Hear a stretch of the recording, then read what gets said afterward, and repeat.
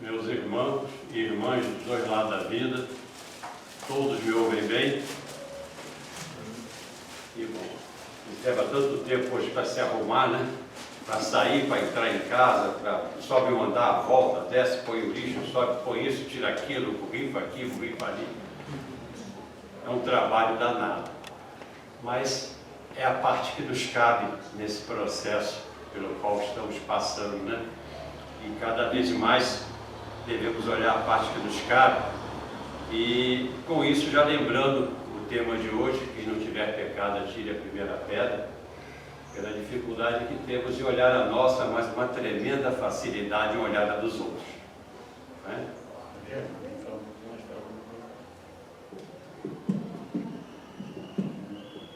Lá atrás, estão me ouvindo? Ok. Bom, o tema nosso de hoje é aquele que não tiver pecado, atire a primeira pedra. Baseado numa das famosas parábolas, e todas as são, né, de Jesus, extremamente terapêuticas, e conforme nós vamos lendo, entendendo, e as fichas vão caindo, né, cada vez mais nós vamos vendo quanto de ensinamento tem ali, e como esse ensinamento é difuso e atende a todos nós. Agradeço mais uma vez o convite de aqui estar, porque como eu gosto de repetir, nós sempre aprendemos quando recebemos um estudo. E nenhum estudo vem ao acaso, nenhuma leitura, nenhuma palavra, até aquela que não nos agrada. E esse tema, essa parábola está no capítulo 10, que trata de um assunto muito importante para nós, que é justamente bem-aventurados que são misericordiosos.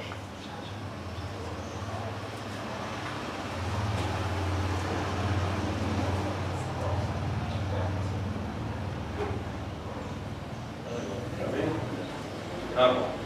Então vamos dar continuação. Vê que a gente atenta tudo, né? Ele andou para cá, aí um desceu lá e fez assim. Aí é tudo por sinais assim, né? É uma libra espiritual, não é? E a gente vai se entendendo. Meu pai tinha uns sinais maravilhosos, me fizeram lembrar dele. Ele tinha um olhar com poder levitativo incrível. Ele me deslocava dos lugares com o olhar. A gente conhecia aquela codificação toda, não é? E hoje, às vezes, eu fico tentando treinar o que ele fazia, eu não consigo. Até que meus primeiros filhos até consegui, com esses agora mais novos, eu olho, eles às vezes até perguntam, com alguma coisa na vista, papai? Porque não tenho mesmo, minha filha. Mas vamos então voltar ao nosso tema, porque tem a ver com misericórdia, essa brincadeira também.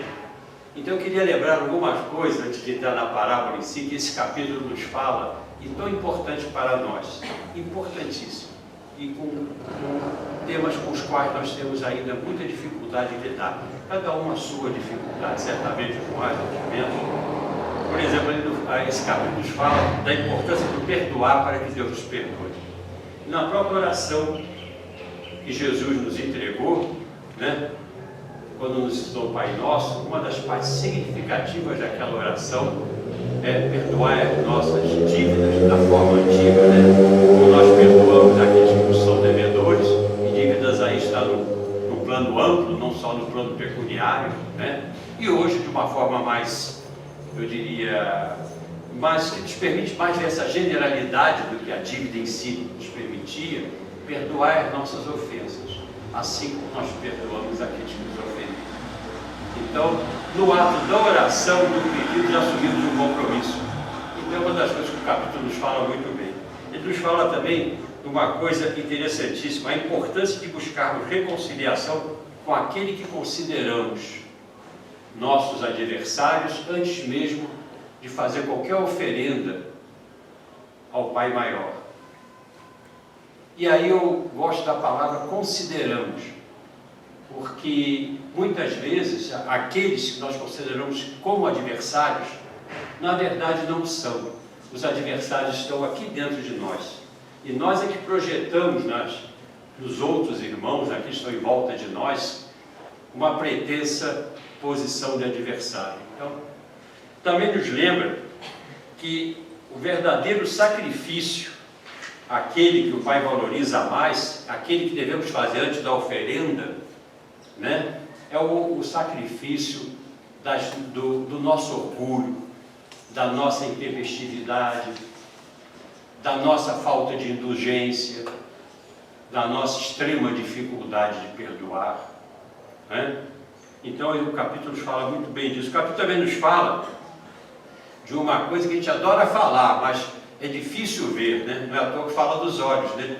Temos uma facilidade danada, o capítulo diz, em olhar para os nossos irmãos e ver os ciscos na frente de seus olhos, né? E mesmo assim não temos uma dificuldade brutal, contrária à facilidade que temos de olhar o cisco no outro e ver as traves diante do nosso, né? Esse capítulo também nos fala de uma coisa interessante, a preocupação que devemos ter ao julgar os nossos irmãos, pois seremos julgados na mesma medida, né, em que os julgarmos. Nos fala também, e aí vem especificamente a questão de não atirarmos as pedras dos nossos irmãos, percebidos e ou apontados por pecadores. Percebidos e ou apontados por pecadores. Eu gosto de botar essas palavras que mostram possibilidades, né? E ao invés de botar aquelas palavras conclusivas que dão uma certeza, até porque certeza, certamente quem tem é Ele, né? O próprio Evangelho nos avisa, nos chama muito a atenção quando nos lembra que quantas vezes nós perdoamos aquilo que o Pai não perdoa, a não ser no tempo devido, para a nossa reconciliação, e censuramos coisas que para Ele não têm o significado que nós aqui atribuímos, porque Ele sabe, na verdade, o móvel de cada um dos nossos corações, e Ele enxerga um contexto maior. Eu lembro agora essa coisa com meus filhos, que eles começam a contar as histórias, ou para reclamar, ou para contar alguma coisa, e eles ficam um pouco de vez em quando agitados, quando eu quero que eles descrevam melhor o contexto. Porque, repara, quem conta um conto, não é assim que a gente aprendia, aumenta um ponto, mesmo sem intenção. Por quê? Porque você vê as coisas de acordo com a sua lente. A lente das suas crenças, a lente da tua educação, a lente dos mandatos de linguagem transacional, aquelas coisas que colocam em nós que nós nem sabemos que temos, mas estão lá e são fortíssimas às vezes. Porque só o psicoterapeuta com muito tempo e com muita competência, às vezes consegue nos ajudar a perceber. E aí vai outro tanto, até nós tirarmos aquilo de dentro de nós, ou lidarmos com aquilo, que nem sempre é possível tirar, mas é possível atualizar a nossa forma de lidar com aquela dificuldade. Então eu digo aí, mas descreve o contexto. E eles vão, às vezes, ficam meio agitados, que já estão com as conclusões na cabeça, como muitas vezes nós as temos, né? E tem a ver com atirar a primeira pedra, né? E eles estão atirando as pedras, eu disse, não, peraí, deixa eu entender melhor. O que exatamente falou a pessoa? Me diga com que palavra, eu quero ver a palavra dela, não a sua interpretação. Né? E eles nem sabem que às vezes estão interpretando, mas estão, né? Agora me diga o seguinte, como é que estava isso, como é que estava aquilo? Quando começa a descrever o quadro, muitas vezes, eu diria que muitas e muitas vezes, tanto nós quando fazemos, como eles, como encontram qualquer outro, o quadro vai se modificando à luz daqueles que estão recebendo a informação, recebendo aquela questão, né? Nós já falamos uma vez aqui, eu também gosto de repetir, podemos ter quantos filhos tivermos. Eu só tenho 4. Queria ter mais. Quando minha mãe disse que eram 12 na casa dela, meu pai 11 na dela, eu digo, pô, devia ser um maior fardo, né? Maior pique, né? Podia não sobrar bolo, mas sobrava história, sobrava, né? Sobrava jogo de cintura. Mas tenho certeza que tanto um daqueles 12, um daqueles 11, ou como meus 4, cada um deles viu o pai, a mãe, os acontecimentos, por uma perspectiva, às vezes, quem sabe até oposta totalmente uma a outra, algumas similares. Por quê? Porque nós que somos da doutrina, sabemos que nós temos um filtro de várias existências passadas, que vemos com muitos desafios, né? Embora também inúmeras oportunidades. Então, quando a gente fala agora na questão de atirar a primeira pedra, eu vou pedir a vocês a permissão para ler na íntegra essa parábola, que é pequena. Gostaria que propor a vocês um pequeno exercício. Eu vou ler, se fosse possível, que fechar seus olhos só para ouvir, e o exercício é o seguinte: procurar se perceber, sem fazer esforço nenhum, na posição, daqueles diferentes papéis que aqui vão ser citados. Vamos falar em escribas e fariseus, né? A parábola. Então, procurar se perceber. E se eu fosse aquele escriba, se eu fosse aquele fariseu? Vamos falar da mulher adúltera, ou surpresa em adultério, jogada ao chão. Procure pensar naquela praça, você, daquela mulher. E se for possível, na figura dela, independentemente do gênero, né? Se você hoje é um homem ou uma mulher, mas naquela figura, uma figura. Podia ser um homem pego em adultério, né? Aliás, a gente tem o medo danado disso. Mas podia ser, não é? Mas se imaginar, né? E na nossa vida do dia a dia, né? Então vamos lá. E aí, no item 12 desse capítulo 10, bem-aventurados misericordiosos, que tem como título: não julgueis para não seres julgados. Aquele que não tiver pecado, atire a primeira pedra. No item 12 é o seguinte: então, os escribas e os fariseus trouxeram a Jesus, né, uma mulher que tinha sido surpreendida em adultério, e a fizeram ficar em pé no meio do povo. Disseram a Jesus: mestre, esta mulher acaba de ser surpreendida em adultério. Ora, Moisés nos ordena, na lei, apedrejar as adúlteras. Qual é o vosso sentimento sobre isso? Diziam isso tentando, para ter do que acusá-lo. Mas Jesus, inclinando-se, escrevia com o dedo na terra. Como continuasse a interrogá-lo, ele se levantou e lhes disse: aquele dentre vós que não tiver pecado, atire-lhe a primeira pedra. Depois, inclinando-se de novo, continuou a escrever na terra.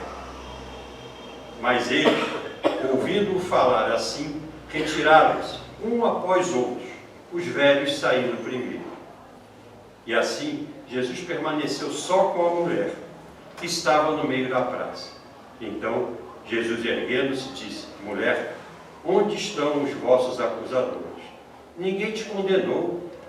Ela disse: não, Senhor. Jesus lhe respondeu: eu também não te condenarei.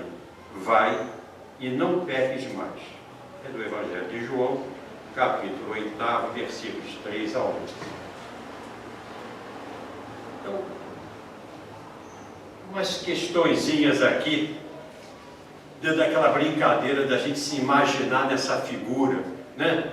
Alguns, certamente, a grande maioria, que todos já viram de alguma maneira essa representação da parábola em, vamos dizer assim, simulações artísticas, né? Pinturas, isso e aquilo, um pouco diferente o outro.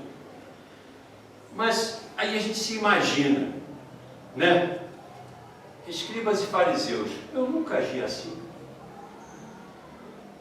A mulher surpresa em adultério, independentemente do adultério, na relação de uma traição entre pares, pensem no adultério como qualquer outro escândalo, né? Vamos dizer assim.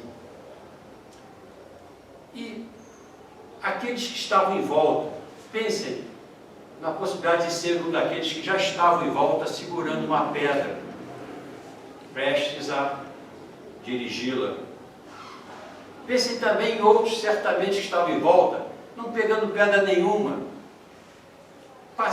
de maneira pacífica, só, vamos usar um termo mais de hoje, curtindo aquela cena toda, como muitas vezes nós o fazemos na nossa vida, com imenso esforço grande.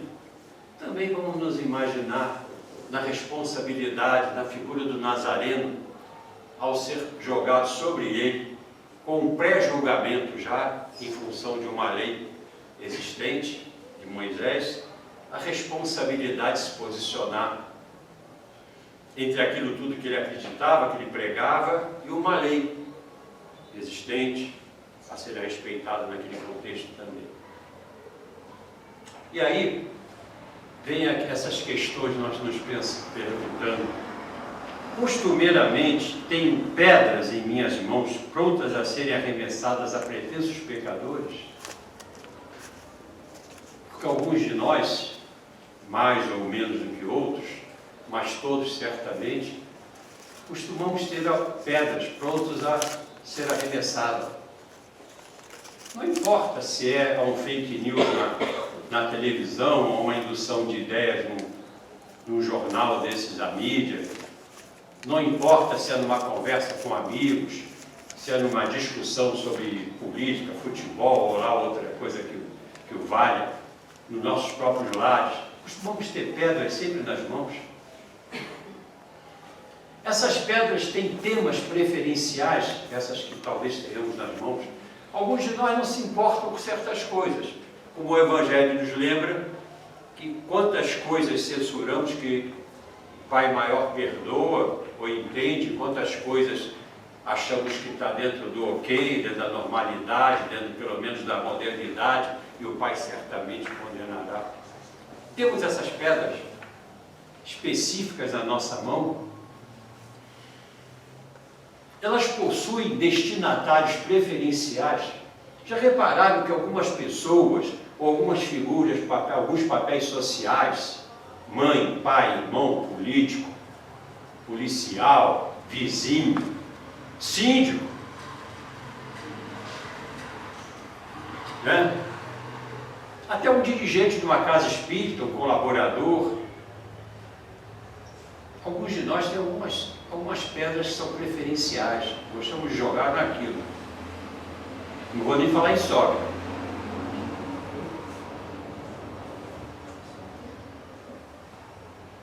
E aí, pior ainda, costumo tentar outros a jogar as pedras, costumo usar de malevolência ou até de aquela sutileza que você joga para que outros atirem as pedras, que quem sabe eu gostaria de atirar, e além de ter esse mau hábito, ou essa intenção, ainda me falta a coragem de fazê-lo, de assumir.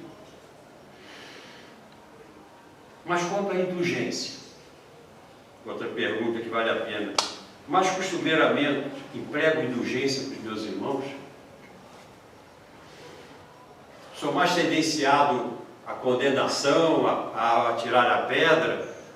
Eu tenho realmente de coração, no fundo, uma tolerância, uma percepção, né? E aí, meus irmãos, dentro dessa pequeno jogo de ideias aqui, eu quero ler um pedacinho aqui de uma coisa, um dito com outras palavras que todos nós já ouvimos certamente. Os defeitos alheios que me fazem sofrer, que me indignam, são defeitos que eu tenho e que na maioria das vezes nem confesso a eu mesmo. Se eu quisesse buscar uma linguagem que eu gosto de também repetir, talvez já tenha até dito aqui, porque tem a ver com isso, eu lembraria uma psicoterapeuta chamada Melanie Klein, que num de seus livros disse o seguinte, que nós temos por hábito projetar fora de nós, nos outros, no contexto, nas situações, na família, aquilo que em nós desqualificamos, ou seja, o que não queremos tomar contato. O Jung falava que são nossas sombras, né? Você não quer olhar para ela, né? E aí, uma coisa que você também gosta de repetir, o que eu repito nas minhas falas, é porque eu repito para mim diariamente. É a velha pergunta de 919, de 919A do Livro dos Espíritos, quando se pergunta, a Kardec pergunta aos Espíritos, e é respondido por Santo Agostinho lá, que o estava assistindo naquele momento, ele pergunta, qual é o caminho para ser feliz? Aí é lembrado como o sábio filósofo antigo, conhece-te a ti mesmo, né? Aquela frase que está lá no tempo de Apolo, né, para os romanos, Eros para os gregos, lá na Baía de Delfos, né, no chamado Oráculo de Delfos. Conhece-te a ti mesmo. E aí, Kardec insiste, né, e Santo Agostinho dá uma receita, respondendo na 919A. O que devo fazer então para me conhecer? Ele dá lá toda uma receita. Essa vale a pena a gente ler e tá sempre pesquisando, porque o que a gente vai reconhecendo em nós vamos também nos possibilitando não só fazer a nossa reforma íntima, é claro, que é o principal objetivo, mas vai facilitando que nós usemos com mais facilidade a indulgência quando percebemos aquilo, ou achamos que percebemos, não sei o que. Bom, tem uma coisa que atrapalha a gente, é a chamada bagunceira da casa. A bagunceira da casa não está aqui, está aqui. É a nossa mente, é o nosso ego, é a nossa personalidade que resiste a olhar no espelho à sua frente, né? A olhar essas coisas que tem dentro, e por isso tem mais facilidade de olhar nos outros. E aí ela é cheia de estratagemas, cheia de justificativa, né? Ela revela aquela criança espiritual que tem em nós, ou seja, ainda não amadurecida, que é como a gente vai perguntar alguma coisa a uma criança, e aí a criança, eu estou obrigatoriamente olhando para baixo, quer dizer que seja desse tamanho, não. As crianças são grandes às vezes, né? Maiores do que eu, algumas exatamente como eu. Olhe para uma criança espiritual aqui, tentando se desenvolver. A gente pergunta para ela, por que você fez isso? Aí ela começa a dar um montão de volta e acaba a culpa no gato, no cachorro, né? No colega. Eu ouvi alguém dizer marido, mas nem vou me dizer quem, porque eu quero preservá-lo da repreenda em casa, não é? Marido ou mulher são status diferenciados dentro da nossa cultura humana, mas todos com igual responsabilidade, porque o casamento, as relações, é uma mão dupla, que a gente tem que ir ali equilibrando. Bom, aí eu diria o seguinte, tem uma figurinha aqui, que não pode ser projetada, mas que eu gosto muito, eu acho que eu já falei dela, porque eu adoro ela.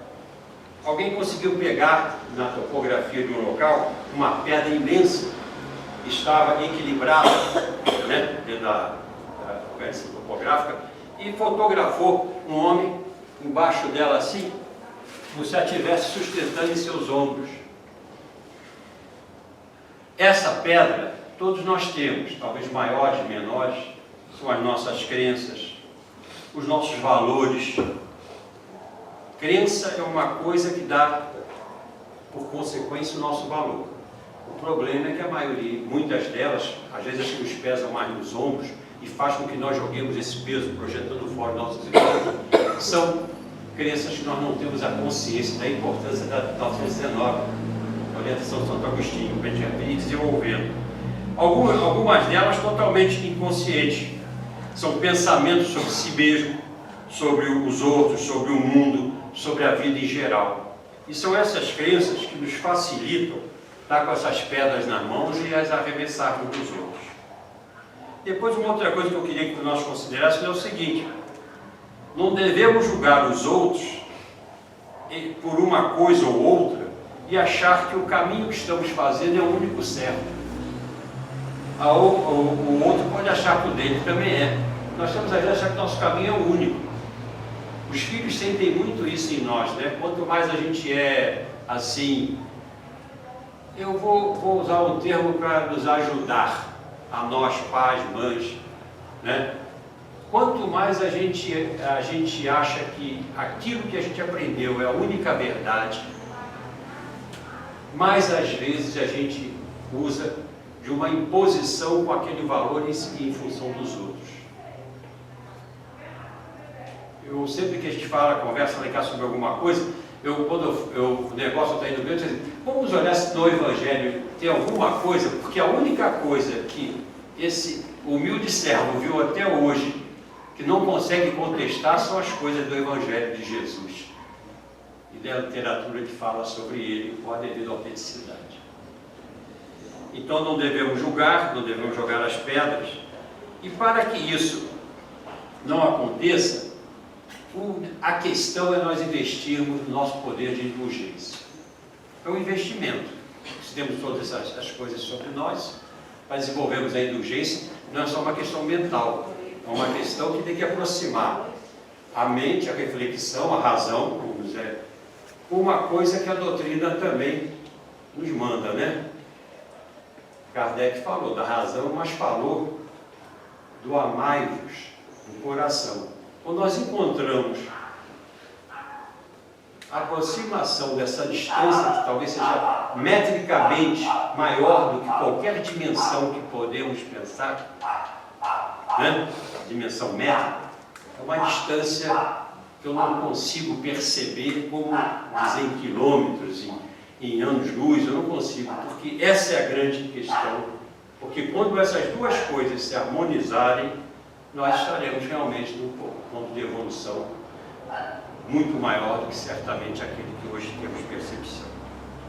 Então, olha só, para que qualquer erro seja a fonte de aprendizagem e evolução, precisamos percebê-lo sob a ótica da indulgência, diz o Evangelho, sem apressados julgamentos, tanto para nós como para os outros, sem tirar as pedras. Vale para nós e para os outros. A indulgência não faz observações chocantes, nem rotula e nem alimenta repreensões. É assim que o Evangelho nos ensina, né? Ele fala, se tiveres alguma coisa contra teu irmão, ou se achar que ele fez alguma coisa errada, chama-o à parte e conversa com ele. Ainda diz, terás ganho teu irmão, no sentido positivo do ganhar. Terás ganho teu objetivo de realmente ajudá-lo como irmão. Buscar aconselhar preferencialmente de forma velada, como eu disse, visando não exacerbar o erro e torná-lo fonte de aprendizagem. Às vezes a gente, quando quer falar de alguma coisa que acha que o outro fez errado, seja com ele próprio, que seria a única forma adequada, ou com até uma outra pessoa, na intenção de buscar um auxílio para a ajuda desejada, nós nos descuidamos um pouco. Outro exemplo que eu gosto de dar, da época de professor, é que era muito chato quando via alguém dizer, chegar para uma criança, eu falo criança, mas para qualquer um de nós, tá? E dizer assim, você é muito mal educado. Pronto, ele é. Acabou. Se ao invés de você falar, dirigir o adjetivo a ele, colocar na situação, meu filho, esse comportamento seu não foi um comportamento educado. E ainda podemos dar a ele a benesse da indulgência e da ajuda para que ele se levante daquilo. Ajuda honrosa, não humilhante, ajuda educativa realmente. Eu tenho certeza que você tem comportamentos muito melhores do que esse. Ou tenho observado que você não age assim costumeiramente. Separou o ato da pessoa, deu condição moral dele se reabilitar, honrou ele como irmão.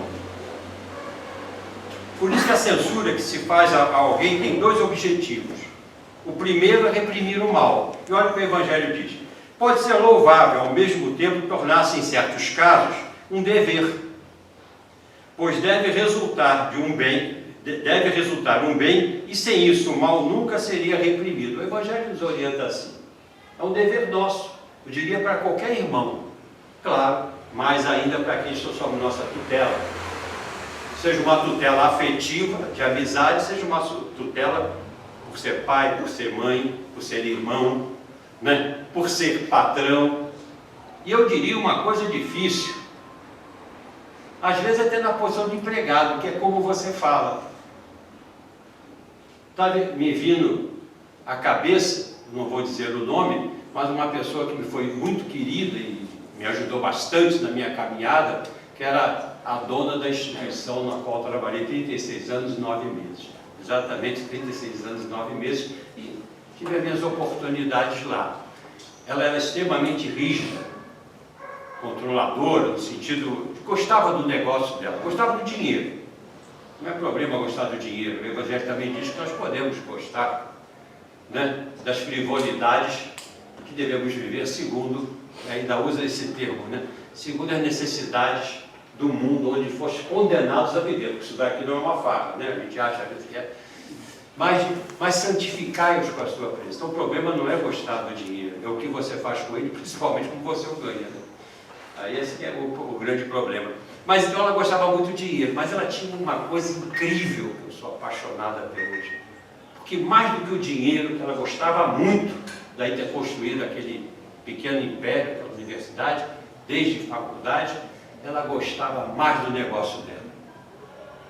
Então, dificilmente a gente levava um problema sério a ela, que importasse na obra que ela estava construindo, mesmo quando ela ali não ia ter uma vantagem, que ela não sabe como às vezes a gente faz até com o filho da gente, a gente dá uma bronca assim, mas faz. Diz assim, você está vivo me aborrecendo com isso, mas tudo bem, tudo bem. Às vezes ainda dizia assim, mas que não se repita, ou seja, não me chateia de novo uma coisa dessa. Mas ela gostava.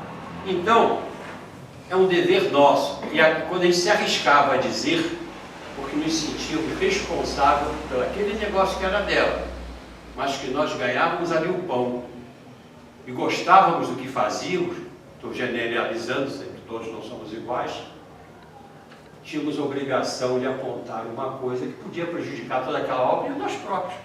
No mínimo moralmente, né? Se eu tenho uma coisa errada e não ajudo a que o outro conserte. No entanto, uma outra coisa que nos conduz à censura é aquela pedra desnecessária. Desacreditar as pessoas cujos atos se criticam. Este jamais tem desculpa, pois é fruto da maledicência e da maldade. Isso é uma coisa para a gente examinar muito na gente. Imperfeitos como nós somos, mesmo quando às vezes vamos defender uma coisa que achamos correta, ou corrigir, a forma, a palavra e a verdadeira intenção, que é o que conta, não é? Não denota indulgência. Ao contrário. E aí eu lembraria o finalzinho da parábola, quando Jesus disse que não, ele também não acusaria, mas fez a recomendação, então vá, e não peques mais.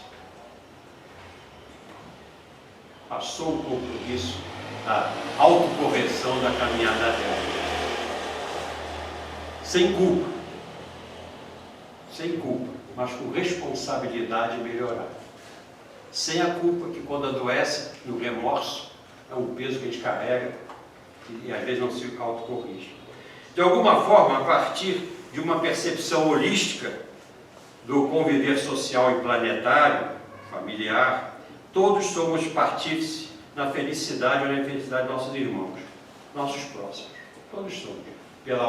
Por jogar a pedra, por induzir o outro a jogar a pedra, a julgar, por nos omitir e às vezes ainda curtir o espetáculo, sem termos a coragem de nos posicionar. E quanto mais medo a gente sente da retaliação, da possibilidade de sermos tão aprovados, é sinal de que a nossa responsabilidade está bem alta, é aí que a gente deve fazer mesmo. Eu sempre digo, mas procure uma forma de fazer, uma palavra mais adequada, às vezes uma colocação, mas não se omita nunca, porque a omissão daquele que sabe que está errado aquele caminho é pior do que aquele que na sua ignorância espiritual joga a pedra. Talvez só seja comparável à do escriba, que queria usar aquilo como instrumento de fazer desacreditar o mestre e colocá-lo ainda em jogo. Quero considerar ainda uma outra coisa com base na parábola, que não podemos dizer, mas podemos aceitar na nossa indulgência. Onde estariam aqueles que haviam abusado dos sentimentos da mulher? Quantas vezes a gente cai no pecado, mas mais responsáveis do que aquele que cai na ignorância é aquele que, sabendo o que aquilo constava, o induz. A quem mais se der, mais se cobrará, e a intenção é fundamental na avaliação. Onde estariam também aqueles que corromperam, se aproveitaram das suas paixões? Como muito bem é dito no texto 42 do livro Jugo Leve, de Carlos Bacelli, inspirado pelo Dr. Inácio Ferreira, não há uma só lágrima que role da qual possamos, em absoluto, nos isentar nesse mundo. Não há autoridade tão legítima aos olhos de Deus, senão aquela que se apoia no exemplo que dá do bem, e o que também se sobressai nas palavras de Jesus: aquele que não tiver pecado, atire a primeira pedra. Bom, que a gente possa pensar, porque eu digo que os estudos são bons, porque a gente fica pensando assim nas pedras que gostava de atirar e que hoje já consegue resistir e atirar, algumas que já percebem que estavam totalmente erradas em atirar, né? A facilidade que a gente tem de olhar o jornal, seja o nacional, seja o da outra emissora, o que for, e mesmo sabendo que ali tem uma certa, sempre alguma coisa contida ali a mais do que está sendo dito, na ulterioridade daquelas comunicações, dos interesses, não estou falando politicamente, mas eu falo dos interesses, de uma maneira geral, sejam os políticos, sejam eles até religiosos, não é? Sejam eles de vizinhança, não importa. A gente ainda tem uma tendência a entrar naquilo. As nossas reminiscências pretéritas parece que vão sendo estimuladas. Né? Então, uma coisa para a gente pensar sobre isso. Aquela conversa com o irmão do lado, o irmão mesmo, nosso irmão, com nossa esposa, com o nosso vizinho. Se a gente começar a pensar em cada coisa dessa, a gente vai ver, justamente voltando ao início, que costumamos ter algumas pedras nas mãos sempre. Algumas delas, como foi dito no início, têm endereços preferenciais. Esses são os pontos da nossa melhoria, da nossa referência. Porque daquilo, diz o Evangelho, que errávamos, que daquilo, e que hoje, nessa personalidade, não tem mais nenhum indício, aquilo já está resolvido. Mas do que aquilo ainda tiver aqui, que os estímulos, isso ainda são nossas metas de autoaperfeiçoamento. E principalmente daqueles que, sem indulgência, nós somos nossos alvos prediletos. Bom, eu agradeço mais uma vez a oportunidade dessa conversa, que acreditem que egoisticamente eu falo mais comigo do que com qualquer um. Estou falando aqui, estou me chutando, estou cá, para lá, para cá, eu tento me esquivar, mas é isso mesmo. Caminhando, pensando, refletindo e principalmente buscando melhorar. Tá? Muito obrigado pela mais uma vez a oportunidade de, junto com vocês, falar sobre aquilo que nós precisamos. Boa noite.